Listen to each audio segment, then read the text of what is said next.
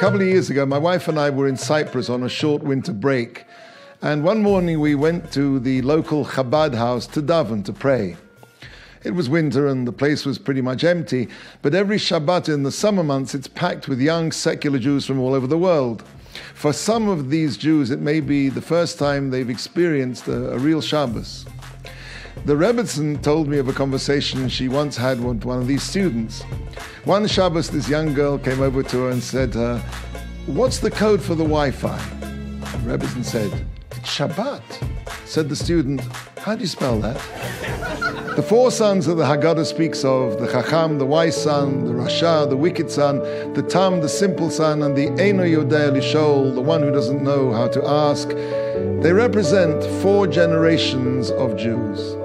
The first generation is the generation that was privileged to have received from their parents the Torah that came all the way from Sinai. But if that father doesn't teach the wise son properly, teaching him the minutiae of halacha and its underpinning meaning and beauty down to the smallest law that at the Seder one may not eat anything after the Afikoman, then the next son, the next generation, will be the generation of the Rasha, the wicked son, who sees no spirituality in Judaism, just a lot of sweat.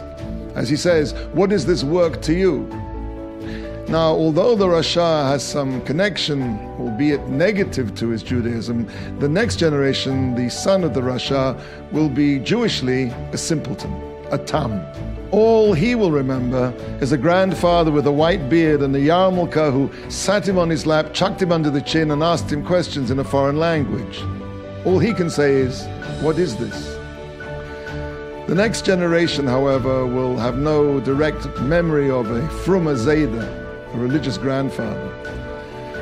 The connection of that 4th generation to Judaism will only be the sentimental, second-hand, fiddler-on-the-roof warmth of his father's memories. That son has no idea what to ask. He is the Eino Yodea Lish'ol.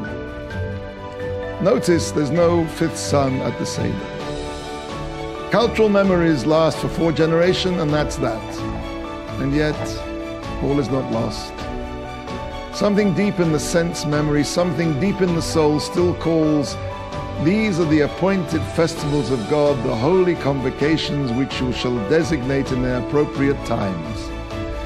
The root of the word convocation is the same as the word vocal, they call to us.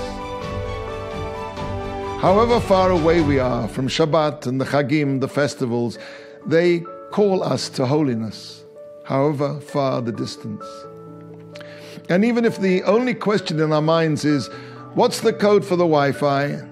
the code word will always be Shabbat.